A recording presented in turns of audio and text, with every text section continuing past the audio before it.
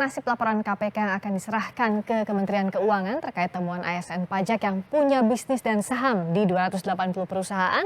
Apa akan terganjal aturan yang memang tidak melarang ASN berbisnis? Kita bahas bersama dengan Yudi Purnomo Harahap, mantan penyidik KPK. Mas Yudi, selamat malam. Ya, selamat malam, Mbak.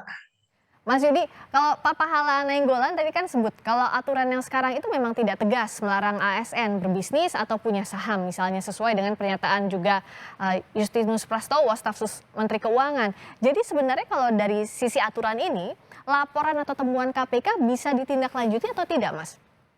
Ya, jadi begini, Mbak. Kalau kita berbicara mengenai korupsi, ya kita akan berbicara mengenai kewenangan, ya mempunyai atribut yang ada di dalam diri seseorang penyelenggara negara atau ASN yang bisa disalahgunakan.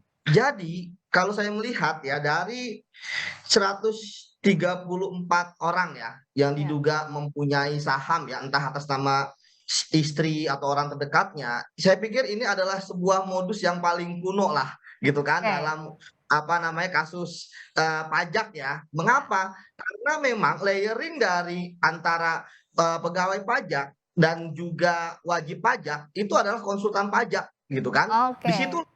digunakan ya untuk mereka ya apa namanya menerima uang dan Oke, lain Mas Yudi, sebagainya. izin kita lanjutkan soal ini, menarik soal ini, tapi usai azan maghrib, sebentar dulu kita kembali setelah azan maghrib untuk wilayah DKI Jakarta dan sekitarnya. Masih di Sapa Indonesia Malam, kita akan bahas kembali dengan Mas Yudi Purnomo Harahap, mantan penyidik KPK. Mas Yudi, masih bersama kami ya? Ya masih Mbak.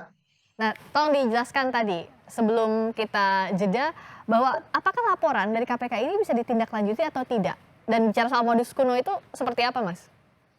Ya, sangat bisa ditindaklanjuti. Nanti, Itjen Kemenku ya, Inspektorat Bidang Investigasi ya, itu tentu akan memanggil ya, pegawai-pegawai pajak tersebut ya, seluruhnya gitu ya, untuk kemudian ditanyakan ya, keterkaitan mereka dengan konsultan pajak tersebut. Dan bagaimana saham mereka bisa ada di situ. Apakah saham mereka itu benar-benar mereka bayar gitu kan, atau mereka join, atau free, ya kan? Bahwa ada kan orang pajak, ya kan, gabung sama kita saya kasih 40% saham, misalnya seperti itu. Kemudian yang kedua, mengapa dinamakan orang lain, gitu kan? Baik Ya. itu istrinya maupun saudaranya. Dan yang ketiga adalah ditanyakan apakah pajak apa namanya konsultan pajak tersebut menangani pajak ya yang ditangani oleh para pegawai pajak tersebut, gitu ya, wajib pajak tersebut yang ditangani oleh mereka. Kenapa? Karena tentu pasti ada konflik interest gitu kan, dia yang Ya. memeriksa, ya, kemudian dia juga yang menunjuk konsultan pajak gitu kan, dan karena menggunakan konsultan pajak tersebut gitu ya, akhirnya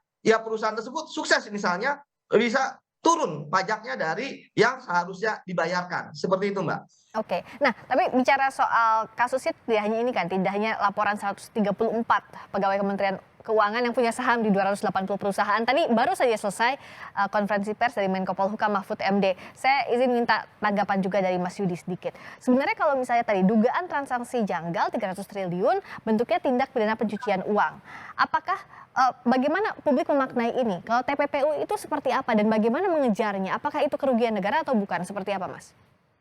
Jadi tindak pidana pencucian uang tentu harus ada predikat crime-nya ya. Hmm. Dan karena sekarang ini yang menangani adalah KPK gitu kan, terutama untuk yang satu ya, yang kasus Pak Rafael itu ya sudah masuk Ya. penyelidikan. Tentu itu harus menjadi titik masuknya. Kenapa? Karena tanpa predikat crime gitu ya, itu tidak akan bisa untuk apa namanya melakukan apa namanya penyidikan tindak pidana pencucian uang. Itu yang Oh, pertama. oke. Kemudian yang kedua, ingat, korupsi itu ada 30 jenis dalam Undang-Undang Tindak Pidana Korupsi, bukan hanya merugikan keuangan negara, tetapi termasuk diantaranya menerima suap dan menerima gratifikasi tidak lapor, gitu kan? Itu Hmm. bisa apa namanya dipidanakan dengan tindak pidana korupsi. Jadi ya sekarang yang harus dilakukan adalah membangun konstruksi ya dari pertama kan ada tiga kalau saya lihat kasusnya ya, Mhm. dari kasus Pak Rafael yang sudah masuk proses penyelidikan gitu kan. Kemudian yang kedua yang kemarin apa namanya yang kemarin disampaikan oleh Pak Prof Mahfud gitu Prof. ya. Mahfud ya? Dan yang ya sekarang yang ketiga ini gitu Ya. kan yang masalah apa namanya punya 300 T. saham di Hmm.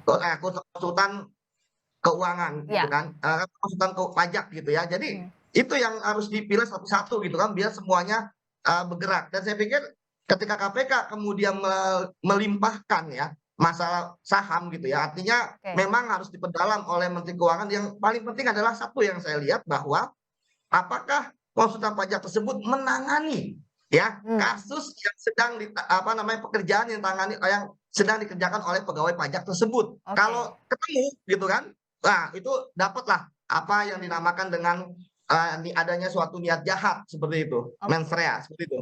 Nah, ini yang harus diusut sampai tuntas mumpung ada pintu masuknya ya Mas Yudi, ada kotak Pandora yang sudah terbuka, harus diusut hingga tuntas agar kepercayaan publik juga bisa kembali diraih. Terima kasih atas waktunya Mas Yudi Purnomo Harahap, Terima mantan kasih. penyidik KPK, telah bergabung di Sapa Indonesia Malam.